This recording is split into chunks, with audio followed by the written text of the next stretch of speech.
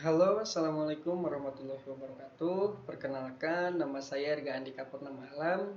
Saya berasal dari Garut, dan sekarang saya sedang mengikuti kuliah di semester 7 di bimbingan konseling Islam kelas BKI 7A.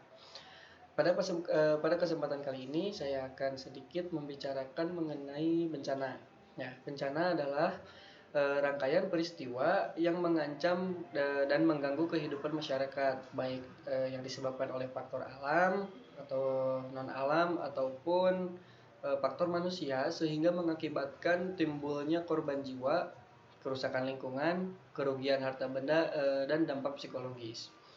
Nah, di dalam bencana ada yang dinamakan tipologi bencana. Tipologi bencana adalah tipe-tipe bencana. Pada kali ini saya akan sedikit membahas mengenai bencana sosial. Sebenarnya ada 3. Ada bencana alam, bencana non alam, dan bencana sosial. Nah, yang sekarang saya akan bahas yaitu tentang bencana sosial. Nah, bencana sosial adalah bencana yang diakibatkan oleh peristiwa atau serangkaian peristiwa yang diakibatkan oleh manusia, yang meliputi konflik sosial antar kelompok atau antar komunitas masyarakat seperti LGBT, lalu seks bebas, korupsi, buta huruf atau buta aksara, lalu penyakit psikis, dan teror. Itu teroris atau teror-teror. Nah, contohnya dalam bencana sosial yaitu seperti kita ketahui, Indonesia pada tahun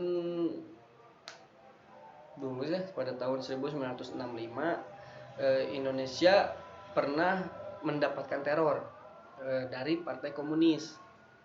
Nah, itu mengakibatkan korban jiwa dan berdampak juga kepada psikis yang melihat dan psikis kepada keluarga-keluarga korban, yaitu para jenderal-jenderal yang dibabat habis oleh PKI. Nah, itu tuh termasuk bencana sosial karena berdampak pada korban jiwa, lalu berdampak juga pada psikis yang melihat atau psikis kepada keluarga korban.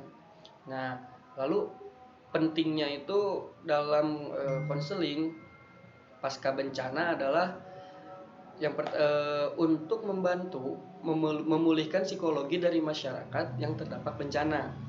Karena pada saat bencana dipastikan para korban melihat dan merasakan bagaimana pedihnya ketika terkena bencana, dan pastinya efek trauma akan menghantui masyarakat tersebut. Oleh karena itu, konseling pasca bencana perlu dilakukan agar trauma tersebut tidak membekas pada diri masyarakat dengan menggunakan metode trauma healing, sehingga lambat laun masyarakat nanti akan menjadi tidak trauma lagi terhadap bencana tersebut, dan selaku konselor harus memberitahu bagaimana caranya ketika menghadapi bencana tersebut. Ya, sekian dari saya. Terima kasih. Mohon maaf apabila ada kesalahan. Akhirul kalam. Wassalamualaikum warahmatullahi wabarakatuh.